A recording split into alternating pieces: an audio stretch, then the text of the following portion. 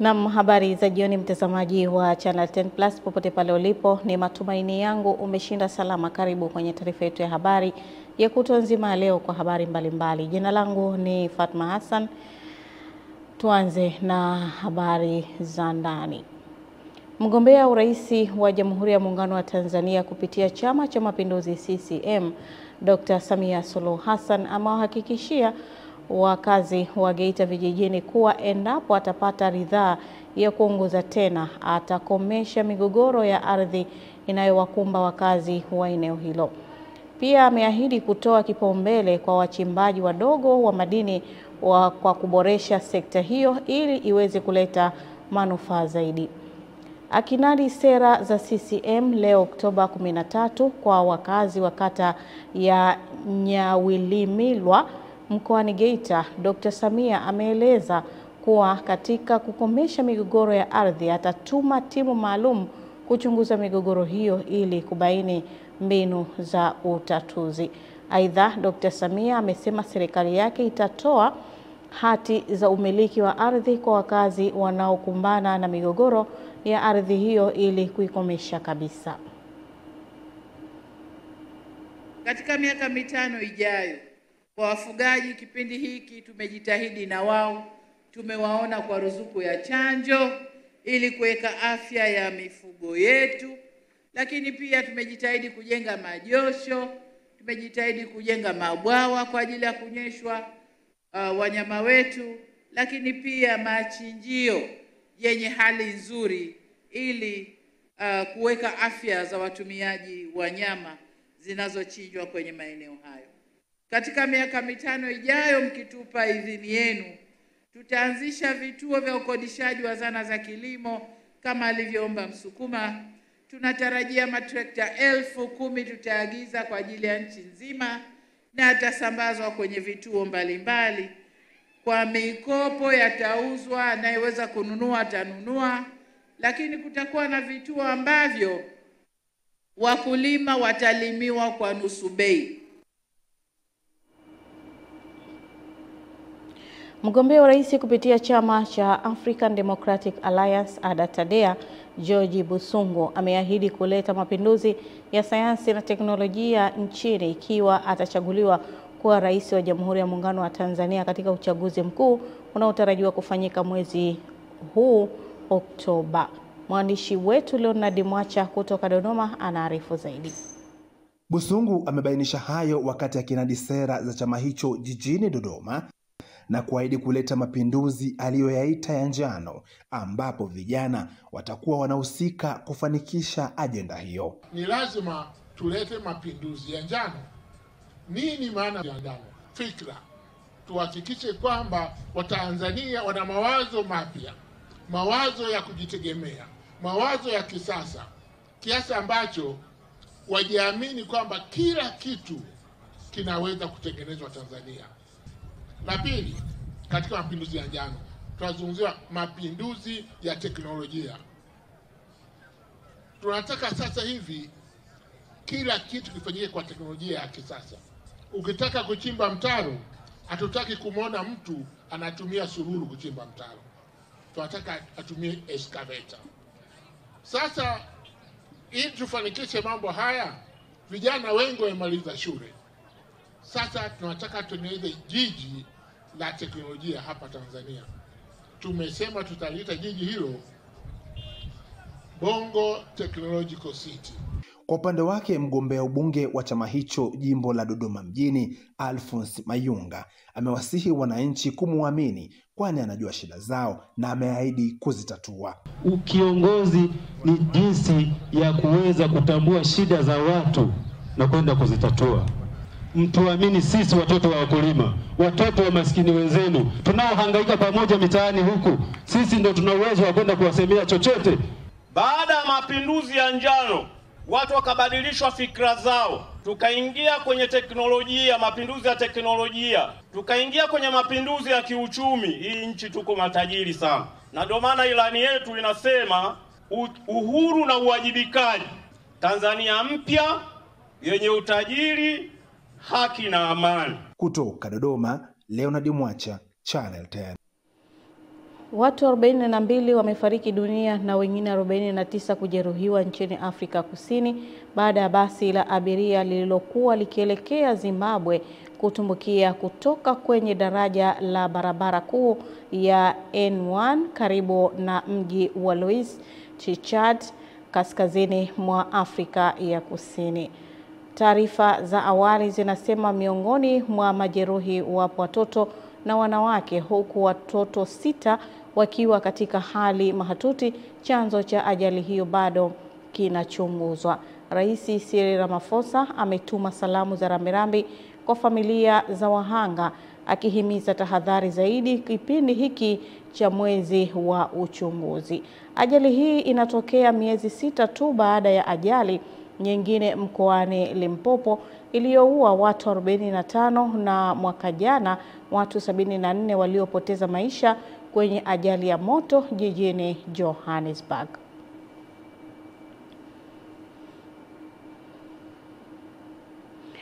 Kufuatia maboresho yaliyofanywa katika bandari ya Tanga, Chama cha Mapinduzi CCM kimeahidi kuanza kwa ujenzi wa bandari kavu katika eneo la Old Korogwe kutokana na kuongezeka kwa mizigo bandarini, hatua ambayo itasaidia kukua kwa uchumi kwenye sekta mbalimbali. Taarifa zaidi na Raya Kipingu.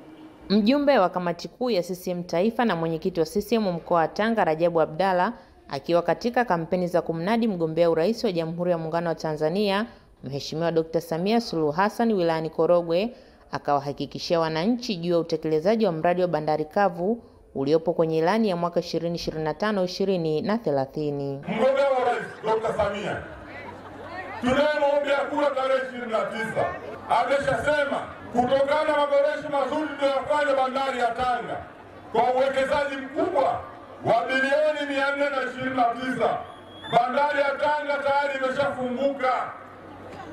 Sasa bandari ile inaelemewa mizigo, na huo ndio ukweli. Ameelekeza kwamba tujenge bandari kavu. Bandari kavu inakuja kujengwa ndani ya wilaya Korogwe na inakuja kujengwa hapa Old Korogwe. Unapeleka bandari kavu hapa, maana yake unazidi kufungua uchumi wa Old Korogwe. Aidha, akatumia nafasi hiyo kuwahamasisha wananchi juu ya umuhimu wa kupiga kura kwa ajili ya kuchagua viongozi wenye kutekeleza ahadi zitakazowaletea maendeleo. Tuamke mapema sana. Tunahakikisha tunashikana mkono, tunakwenda kupiga kura. Asibaki hata mtu mmoja nyumbani. Nitaendelea kusema, nitatekeleza, nitawasikiliza na nitasema kwa niaba yenu na kuhakikisha maendeleo yanakuja Old Korogwe. Tumepata mradi wa afya, tumepata zahanati, lakini vile vile tumepata shule mpya, tumepata madarasa ya kutosha. Kutoka Tanga, Raya Kipingu, Channel 10.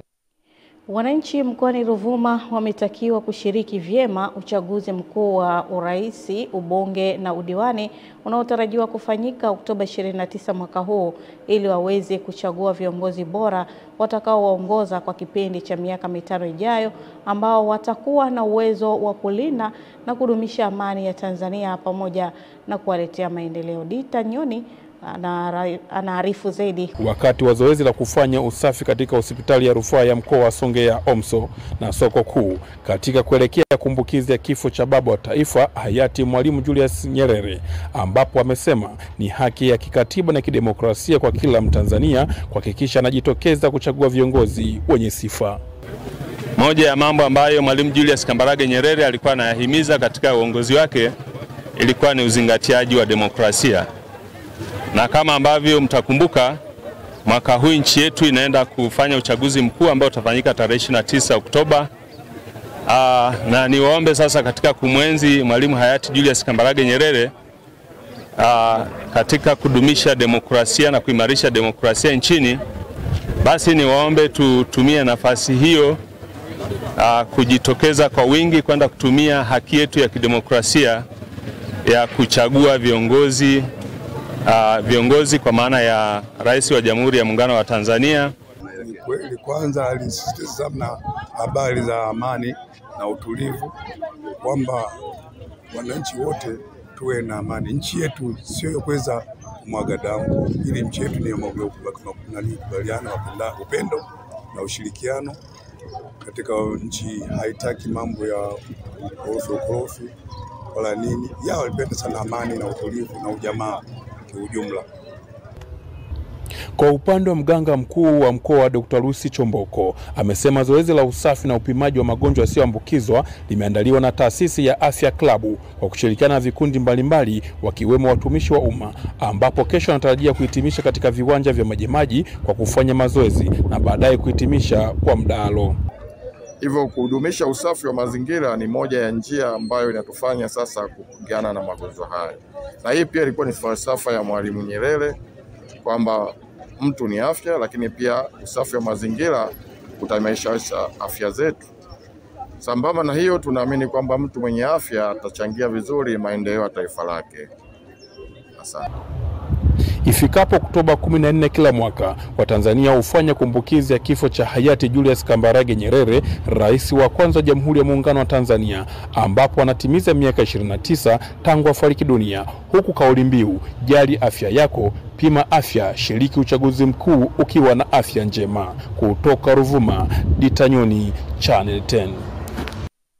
Watu wenye mahitaji maalum mkoa wa Morogoro wameahidi kushiriki uchaguzi mkuu kikamilifu Oktoba mwaka huu, huku wakiitaka jamii kujiepusha na vitendo vya uvunjifu wa amani. Taarifa ya Jimmy Mengele inafafanua zaidi. Hayo yamesemwa wakati wa mafunzo yaliyoandaliwa na taasisi ya kupambana na kuzuia rushwa TAKUKURU mkoa wa Morogoro kwa watu wenye mahitaji maalum, wakiwemo walemavu wa viungo, ngozi wasioona na wasiosikia, ili kuwapatia elimu juu ya rushwa kuelekea uchaguzi mkuu. Wito wangu ni kwa mtu mwenye ulemavu hatakiwi kuyumbishwa na kiongozi wowote au chama chochote ambacho anaweza akamshawishi kufanya vitu tofauti na yeye mwenyewe ambacho anakifikiria. Wanatakiwa wachague mtu ambaye wamempendekeza wenyewe kwenye moyo wao ili awaletee maendeleo na kuwaletea amani katika nchi yetu. Christopher Mwakajinga ni naibu mkuu wa TAKUKURU mkoa wa Morogoro, amesisitiza umuhimu wa watu wenye mahitaji maalum kuchagua viongozi bora watakaokidhi matarajio yao na taifa kwa ujumla. Hii haki tumepewa bila kujali rangi zetu za ngozi, elimu zetu, vipato vyetu. Hii haki tumepewa kutokana na utanzania wetu. Watakuja mbele yetu viongozi wataoletwa na vyama tofauti, wakituomba tuwachague. Tunajua shida zetu, tunajua mahitaji yetu, tunajua tunachokitaka. Siwezi mimi nikakwambia chagua nani. Wewe una haki ya kuchagua, basi angalia mahitaji yako, angalia atayeweza kutimiliza yale mahitaji, atayeweza kutimiliza si haki yako peke yako na haki za Watanzania wenzako. Hii semina imekuja wakati mwafaka, kwamba sote tunatambua kwamba kuna zoezi kubwa ambalo liko mbele yetu la uchaguzi, ambalo tunategemea itafanyika tarehe 29 mwezi wa 10. Nikiripoti kutoka Morogoro ni Jimmy Mengele wa Channel 10. Mamia ya watu wamekusanyika wakishangilia katika uwanja wa mateka wa Tel Aviv, huku jeshi la Israel likisema kuwa limewapokea mateka 20 baada ya kusafirishwa kutoka Gaza na magari ya Msalaba Mwekundu. Hamas imewaachilia mateka wote 20 wa Israel waliokuwa wanashikiliwa katika ukanda wa Gaza kama sehemu ya makubaliano ya kusitisha mapigano. Wapalestina huko Gaza na ukingo wa Magharibi unaokaliwa kwa mabavu wanasubiri kuachiliwa kwa karibu watu 200 kutoka jela za Israel kama sehemu ya makubaliano hayo.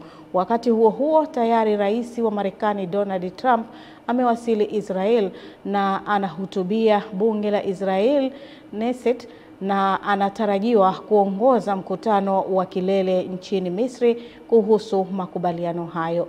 Wapalestina wanaendelea kurejea katika magofu yaliyosalia kwenye maeneo ya makazi yao kaskazini mwa Gaza, huku msaada wa kibinadamu unaohitajika sana ukianza kumiminika katika ukanda huo.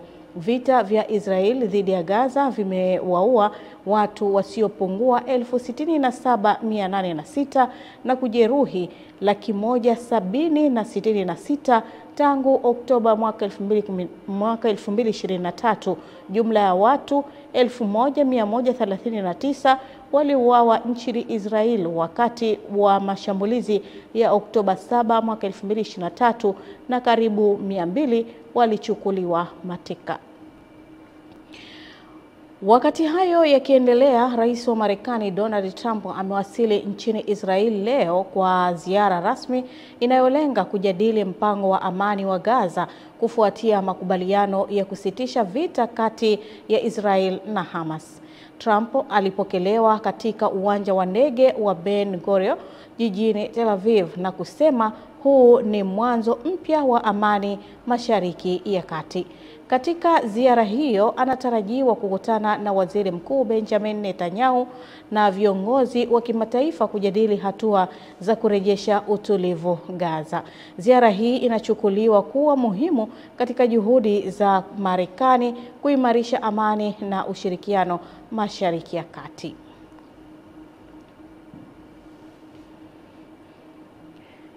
Mgombea ubunge wa jimbo la Makambako Daniel Chongolo amesema iwapo wananchi watampa nafasi ya kuongoza jimbo hilo Oktoba 29 mwaka huu kwenye uchaguzi mkuu, atahakikisha anashughulikia changamoto zinazowakabili wakazi wa mji wa Makambako, ikiwemo tatizo sugu la upatikanaji wa maji safi na salama ambalo limekuwa kero kubwa kwa muda mrefu. Taarifa zaidi na Michael Patrick kutoka Njombe. Chongolo ameyasema hayo kwenye mkutano wa kampeni uliofanyika kata ya Mji Mwema, ambao pia umeenda sambamba na kumnadi mgombea udiwani wa kata hiyo kupitia CCM Nolasco Mlowe. Mwaka kesho katikati tunataka watu wawe wana maji ya uhakika Makambako. Tuondoke kwenye tatizo moja kwa moja. Hiyo ndio kazi ya serikali inayowajali wananchi. Hiyo ndio kazi ya viongozi wanaojua dhamira na madhira ya wananchi wakikosa huduma muhimu. Wengi wanaweza akasema sasa kwa nini asingefika leo? Zinawekwa bilioni 43 kwa sababu kazi ya ujenzi mradi wa gharama hiyo sio kazi ya siku moja. Na kwa sababu mradi huo hautakuja kuhudumia wiki moja, unakuja kuhudumia miaka mingine 40-30 mbele. Ili ujengwe ni lazima utumie muda, ujengwe kwa uhakika. Aidha, Chongolo amewatoa shaka wananchi kujitokeza kwa wingi Oktoba 29 kupiga kura kwa amani na utulivu. Msiwe na wasiwasi, nchi iko salama, na mimi nawaahidi kwa sababu najua kwamba nagombea mbunge kuja kuwawakilisha wananchi ambao ili tuwaletee maendeleo tunahitaji usalama. Barabara ambazo hazijafunguliwa maeneo mbalimbali, tuna uhakika chini ya Jenerali Chongolo ambaye anajivunia sasa, tunaweza kufanya mambo makubwa. Hizo barabara zitafunguliwa kwa muda mfupi. Katika mkutano huo uliovutia wananchi mbalimbali, mgombea udiwani wa kata ya Mji Mwema kupitia chama cha ukombozi wa umma cha umma Sebastian Nziku, ambaye alijitokeza kusikiliza sera za wagombea hao, akizungumza na kituo hiki katika mahojiano maalum, amesema kwa hiyo naamini kabisa Watanzania wanajielewa, na mimi nawaalika kama mgombea wafike wakapige kura, wamchague kiongozi wanayemtaka. Hilo jambo la kwamba wasiwasi halitakuwepo. Kwa upande wao, baadhi ya wananchi wa kata ya Mji Mwema wameeleza matarajio yao. Kwa sababu bila maendeleo hatufanyi kitu na Mji Mwema. Maendeleo yetu sisi ni miundombinu, elimu, ajira kwa watoto, kwa vijana wetu. Kutoka hapa kata ya Mji Mwema katika jimbo la Makambako mkoani Njombe, naitwa Michael Patrick, Channel 10. Wakulima mkoani Rukwa wameishukuru serikali kwa kuweka mpango wa ruzuku kwenye mbolea ambayo imeongeza uzalishaji wa mazao na kuinua kipato chao. Willibrod Sumia anaarifu kutoka Rukwa. Oktoba 13 kila mwaka ni siku ya mbolea duniani. Baadhi ya wakulima wilaya ya Kalambo mkoani Rukwa wameshukuru serikali kwa kuanzisha ruzuku katika mbolea, hali ambayo imewasaidia kuinua uchumi na kuongeza kipato chao. Namshukuru Mama Samia kwa kutuletea mbolea ya ruzuku. Tunamshukuru na tunamshukuru sana. Ametuletea mbegu ya pundamilia. Nadhani lita moja tumepiga gunia 3. Ni kwa sababu ya Mama Samia kutuletea mbolea ruzuku. Kabla serikali hajaanza kuleta mbolea, mimi nilikuwa navuna kipato cha chini sana, ambacho kwa ekari moja nilikuwa napata gunia 5, gunia 6. Lakini kipindi serikali imeleta mbolea, sasa hivi nikishalima kwa ekari moja napata gunia 15 hadi 20. Wizara ya Kilimo imetoa neno kuhusiana na swala zima la mbolea hapa nchini. Sasa wanamkoe na ndugu zetu wengine wa Tanzania, tunapoadhimisha sikukuu hii tunajivunia kwamba kwa sasa hivi hata hali ya upatikanaji wa mbolea hapa nchini umeendelea kuimarika. Mwaka hadi mwaka kumekuwa na ongezeko la upatikanaji wa mbolea. Wizara ya Kilimo kwa kushirikiana na Mamlaka ya Udhibiti wa Mbolea Tanzania pamoja na kampuni za mbolea nchini tumetoa elimu katika maeneo mbalimbali nchini. Kwanza kwa kuwafikia wakulima moja kwa moja katika kata na vijiji mbalimbali. Kutoka Sumbawanga mkoani Rukwa, Wilibodi Sumia, Channel 10.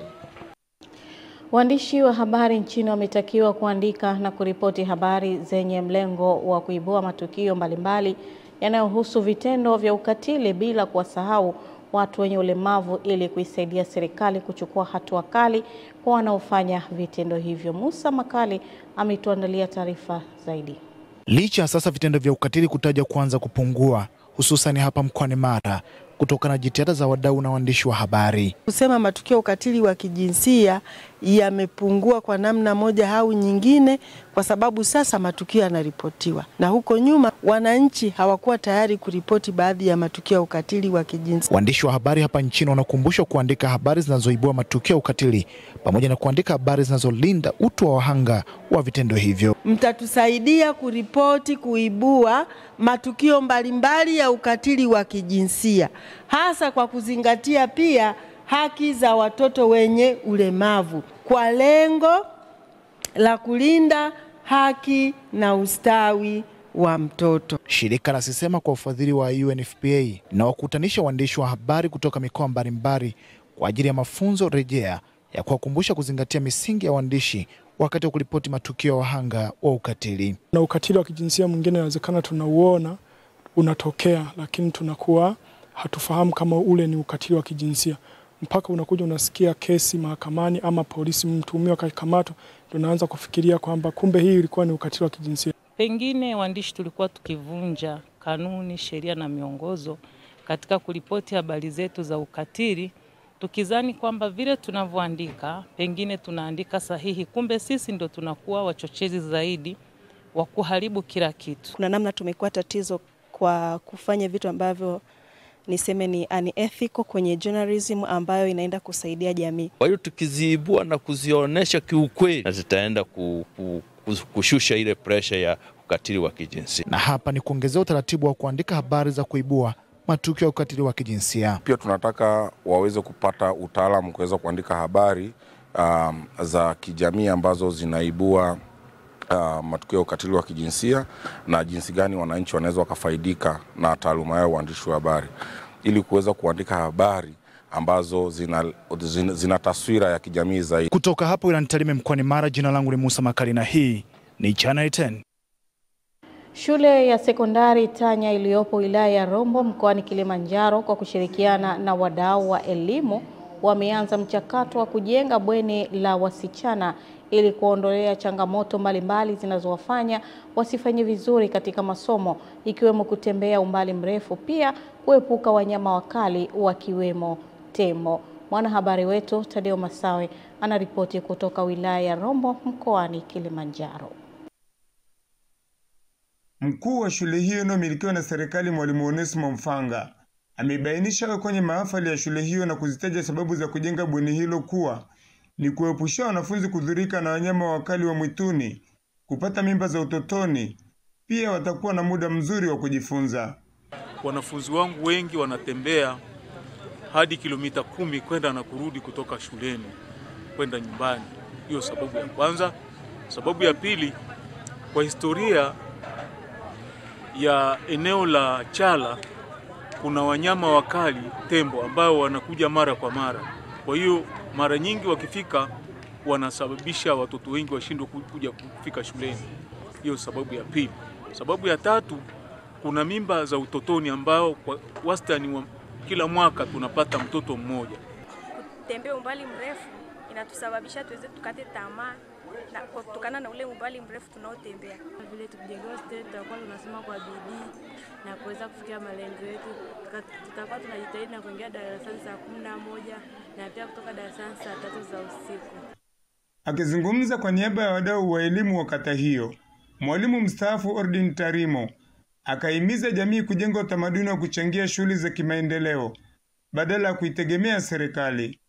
Mgeni rasmi katika mahafali hayo 16 ambaye ni polisi kata ya Chala Agustine Kiza akawataka wazazi na walezi kuwalea watoto katika maadili mema, huku akiwaonya wanaofanya vitendo vya ukatili wa kijinsia ikiwemo kuwapa wanafunzi mimba. Pamoja na jitihada nyingi za serikali, ningehamasisha jamii ya mahali hapa wanaoishi eneo hili, lakini wakazi wa Chala wanaoishi mahali pengine washirikiane na uongozi wa kata ya Chala ili kuanza mchakato huu wa ujenzi wa bweni katika shule hii.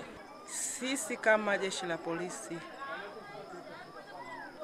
hatutasita kuwachukulia hatua wale wote ambao watakuwa wanashughulika na masuala yote yanayohusiana na ukatili wa kijinsia, ikiwa ni pamoja na kuwapa mimba wanafunzi. Wasijaribu kabisa, na hilo tutashughulika nalo. Nikiripoti kutoka wilaya ya Rombo mkoani Kilimanjaro, Tadei Masawe kwa Channel 10.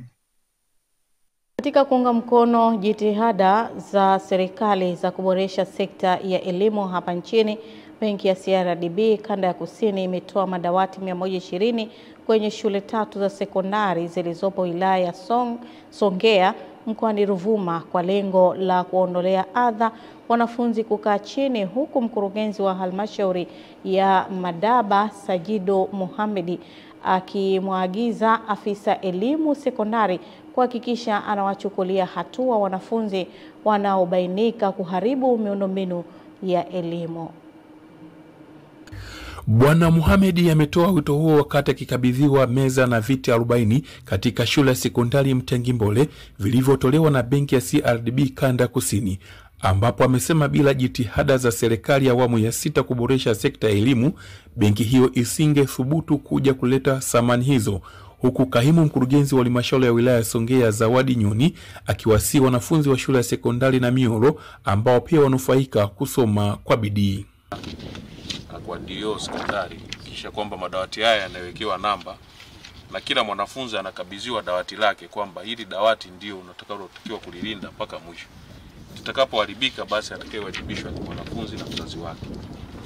Tukifanya hivyo tutaweza kutunza hii miundombinu na tutaweza kuona dawati kama linapotea. Kwa hiyo hilo ndio agizo na kuhakikisha kwamba tunayatunza haya madawati. Na yote madawati ambayo tumeyatengeneza kwa ajili ya kuhakikisha kwamba madarasa yetu yanapata madawati ya kutosha, lakini pia na wanafunzi wetu wakai chini. Tumeletewa miundombinu hii kwa ajili ya kukalia, sio kucheza sarakasi au sio kupanda juu kuchezea muziki. Tunaamini miundombinu hii tukija kuikagua mwakani tarehe kama hizi, tuikute kama inavyoonekana, ikiwa vizuri, haina dosari. Kwa upande wa meneja wa CRDB kanda Kusini Dennis Moleka amesema wameamua kuja na kampeni ya miaka 3 inayosema Keti Jifunze kwa lengo la kuunga jitihada za Mheshimiwa Dr. Samia Suluhu Hassan katika kuendeleza sekta ya elimu. Sana serikali yetu ya Jamhuri ya Muungano wa Tanzania inayoongozwa na nani? Inayoongozwa na nani? Sawa, tunamshukuru kwa sababu gani? Kwanza kwa kutujengea madarasa, si ndio? Sasa benki ya CRDB tuliona kwamba Mheshimiwa Rais ameshafanya kazi ya kutosha ya kujenga madarasa. Sisi tukasema tunaisapoti vipi serikali yetu. Tukaja na kampeni yetu inaitwa Keti Jifunze. Naomba tutamke Keti Jifunze. Keti Jifunze. Kwamba ukisha keti sasa kazi yako ni nini? kujifunza. Hiyo ndo kazi pekee ambayo mmepewa, au kuna kazi nyingine mnaifanya? CRDB Kanda ya Kusini imegawa jumla ya meza na viti 120 kwenye shule 3 za sekondari zilizopo wilaya ya Songea, kwa maana sekondari ya Namihoro, Chandarua na Mchangimbole. Kutoka Ruvuma, Ditanyoni, Channel 10. Wanawake wajasiriamali maarufu mama ntilie mkoani Arusha wameonyesha kufurahishwa na kampeni ya serikali ya kusambaza majiko ya nishati safi ambayo yameongeza tija kwenye biashara zao za chakula, ikiwemo kutumia muda mfupi kuandaa chakula, lakini pia kuondokana na kupambana na matukio mbalimbali wakati wa ufuatiliaji wa kuni, ikiwa ni pamoja na ubakaji. Elia Kimani anaripoti. Hawa ni wanawake wa mkoa wa Arusha wakiwa na majiko ya nishati safi ya kupikia, ambapo kampeni hii imelenga kusambaza majiko hayo kote nchini kwa bei ya ruzuku, ikiwa ni mpango wa serikali kupunguza madhara yatokanayo na matumizi ya nishati sio safi. Tunamshukuru sana mama, tumepata manufaa kwa sababu tulikuwa tuna changamoto za kutumia mikaa na mikaa ilikuwa ni adimu. Kwa sasa tunafurahi mama kutuletea gesi, tunatumia gesi kwa wakati. Wateja wetu hawateseki sasa hivi. Mteja akija kwa haraka anapata huduma kwa haraka. Gesi imeongeza mafanikio mengi kwa sababu mkaa unaenda kununua mkaa shilingi 2000, utapikia mara moja tu na utaisha. Lakini kwa sasa kwa gesi tunatumia kwa muda mrefu na kwa wakati sahihi. Neno la kusema kuhusiana, tunamshukuru sana mama kwa kutuwezesha wanawake kututoa katika nishati za mkaa na kutuleta katika nishati za gesi. Tuna amani, tuna furaha kwa sababu tunafanya mambo yetu kwa wakati. Tunapotumia gesi pia uharibifu wa mazingira inakuwa inasaidia, miti haitakatwa ovyo. Leo hii sisi mamalishe tunaendelea kumpongeza Rais wetu Samia Suluhu Hassan, ni mwanamke kabisa hili swala kubwa. Lakini Mheshimiwa Rais kaliona hili Samia Suluhu, gesi hizi basi ziwafikie walengwa, ruzuku zinatolewa kupitia wabunge ziwafikie walengwa. Aidha, nalo kundi la wasafirishaji abiria kwa pikipiki maarufu bodaboda wakizungumzia hatua mbalimbali zilizotekelezwa na serikali ya awamu ya 6 mkoani Arusha wanaofanya shughuli yao kwenye barabara ya Mianzini, wameshukuru serikali kwa ujenzi wa barabara ya lami kwenye eneo wanalofanyia shughuli zao kutokana na adha kubwa waliokuwa wanakumbana nayo. Barabara hii mwanzoni ilikuwa barabara ambayo ni mbaya zaidi. Barabara ambayo ilikuwa inapokuwa inanyesha, barabara yenyewe inaharibika katika watu wanaopita, aidha kwa magari, aidha waenda kwa miguu, barabara inakuwa imeharibika zaidi. Kwa hiyo ni panda ambayo tumetengeneza, tunashukuru serikali kwa kuingia. Sasa hivi kweli tumeweza kupata kero ndogo ndogo ambazo mvua zilikuwa zikinyesha huko barabara. Kwa ujumla kutoka mkoani Arusha, mimi ni Elia Kimani, Channel 10. Sana Elia Kimani kwa taarifa hiyo, nayo inatupa nafasi kwenda kuzitazama habari za biashara na uchumi.